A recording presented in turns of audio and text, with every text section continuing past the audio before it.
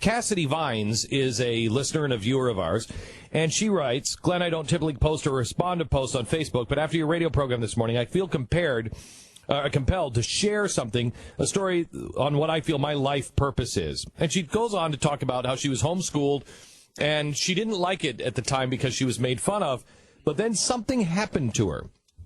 She said, flash forward a decade now, and I have my own daughter. This is a 1-year mark since I graduated from the police academy, and it was the deciding factor on whether or not I would homeschool my daughter. I chose to work on my career. But she started kindergarten in public school this year, seemed to be going great until a couple of weeks ago. I went in for a parent-teacher meeting and found that they had been teaching these children that the Pilgrims were America's first terrorists, and I had an oh crap moment. I'm going to talk to you this hour about traditions. Our traditions are being changed. Our traditions are being lost. Our history is being lost, and our history is being changed. And Barack knows that we are going to have to make sacrifices. We are going to have to change our conversation.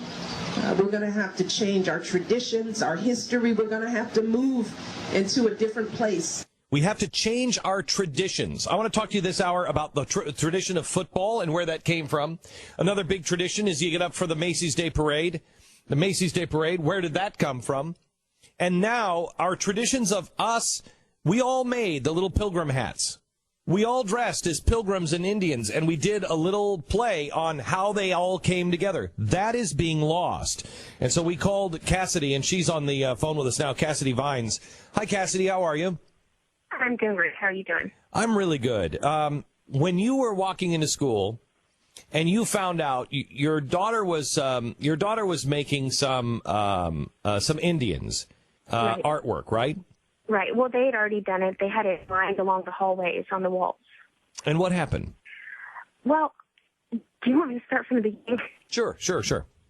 Okay, I went in for just a routine parent-teacher meeting with my daughter's teacher. I went in armed with a slew of questions.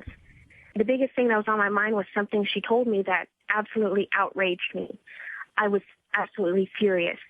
I was prepared to listen to what the teacher had to say just in case, my daughter was maybe stretching the truth a bit. So how it started was one night I was helping my daughter with their homework. It's absolutely ridiculous math homework. It was the base 10 stuff, 110 plus another 10 plus 1, 2, 3, 1 makes 23. So I tried to correct her on it.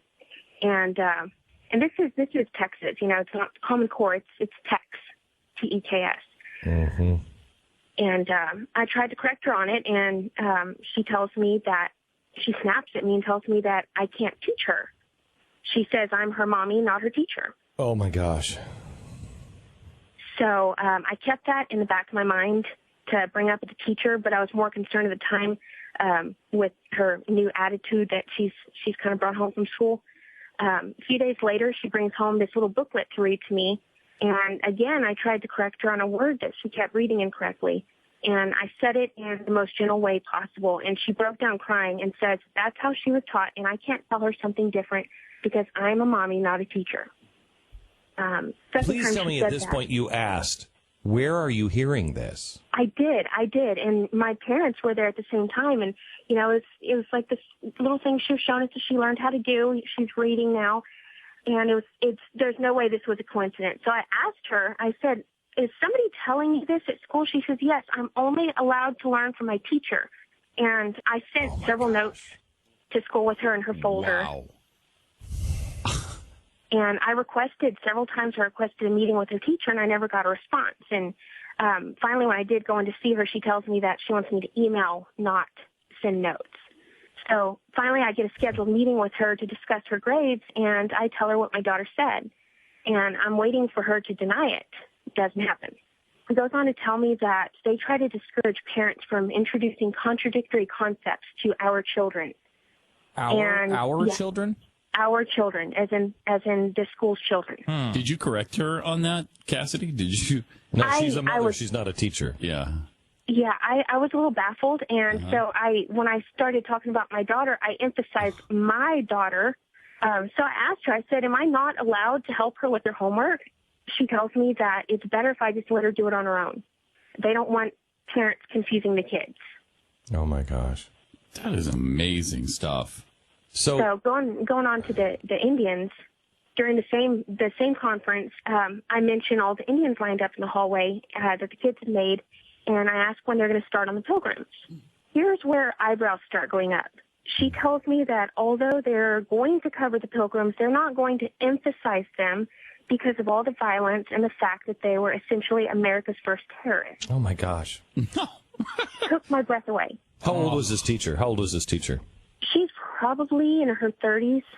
She doesn't look much older than me. I'm 27. This reminds me of the Interstellar movie that was out recently. And it was the same thing where they said the machines were bad, and it was sort of this. And they hadn't gone to the moon, and the problem was that the Matthew McConaughey's character was at the school for is because his daughter kept bringing in the father's history book, his textbook, and he was going over the moon landing and all that stuff. He was an astronaut at one time, and she says we can't have that in our school because that's not the corrected version. The corrected version of history. Version of history, which shows that the moon landing was fake. That's supposed to be fiction, but we're learning here from Cassidy, and we've learned in how many cases around the country that this is actually reality. Is going on. Yeah. It really is. The revisionist has begun.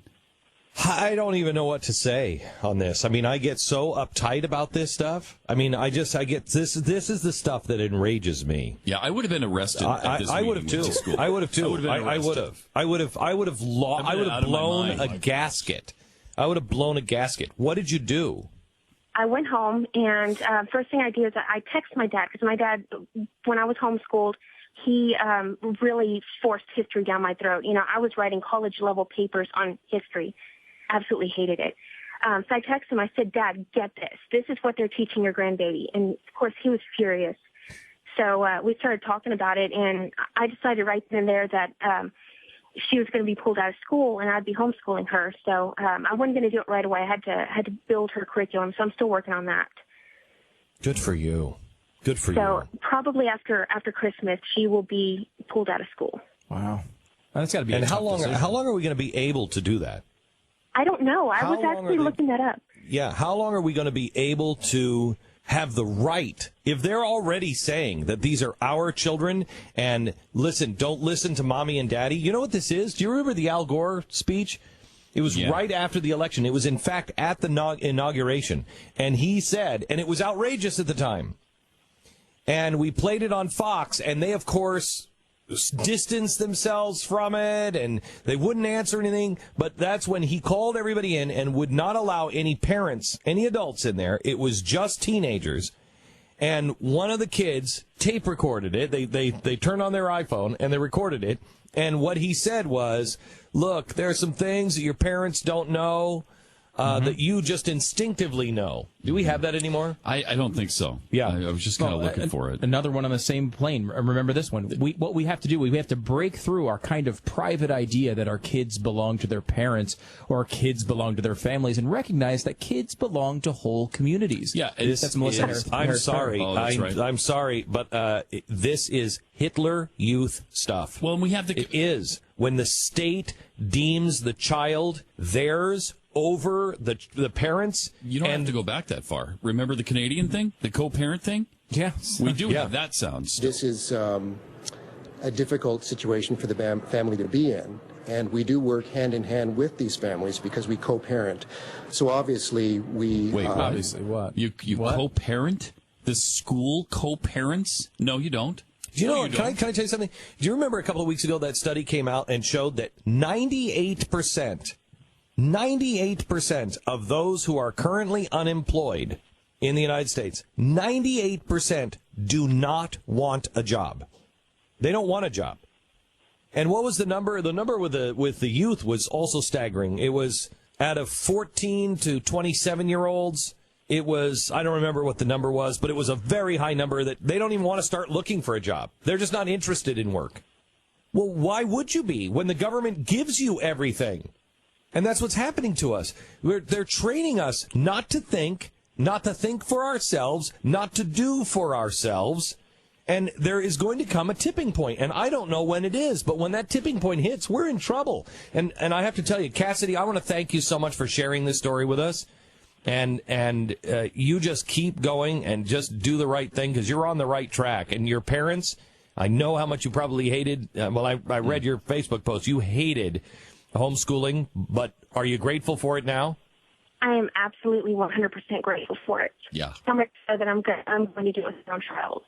God for you. God bless you. God bless you. Thank you so Thanks much for what you're doing. Thank you, Cassidy. I do have the Al Gore thing. Okay, hang on just a sec. Let me just say this: that there's coming a tipping point, and it's going to happen sooner rather than later. I fear that they will just start to say that you're not doing this with your kid, and when that happens, I mean, we're in deep trouble. We're in deep trouble, and Americans need to wake up.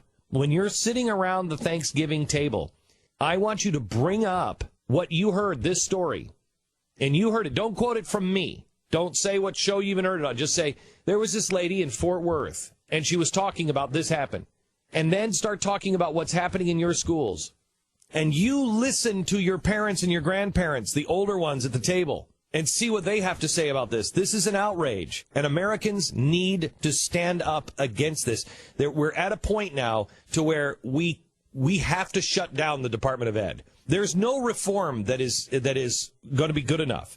You have to shut down the Department of Education. It must be turned off, and the control has got to go back to the local level. Here's the Al Gore thing. This happened the week of the first inauguration of Barack Obama.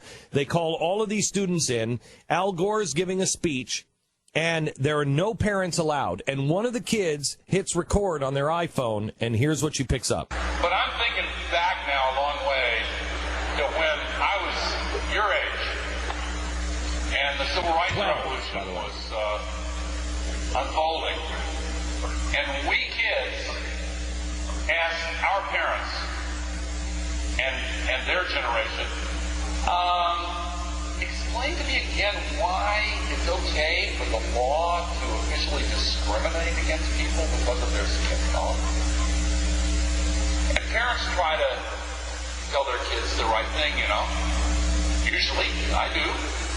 And when our parents' generation couldn't answer that question, that's when the laws started to change.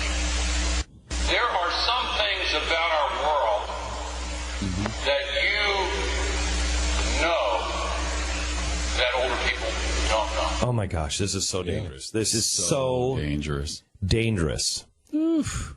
The first Thanksgiving was about humiliation, fasting, and prayer. Humbling yourself before the Almighty God. Praying. Fasting and giving thanks. May I strongly recommend that we do that this Thanksgiving and turn our face to the Almighty before we destroy ourselves.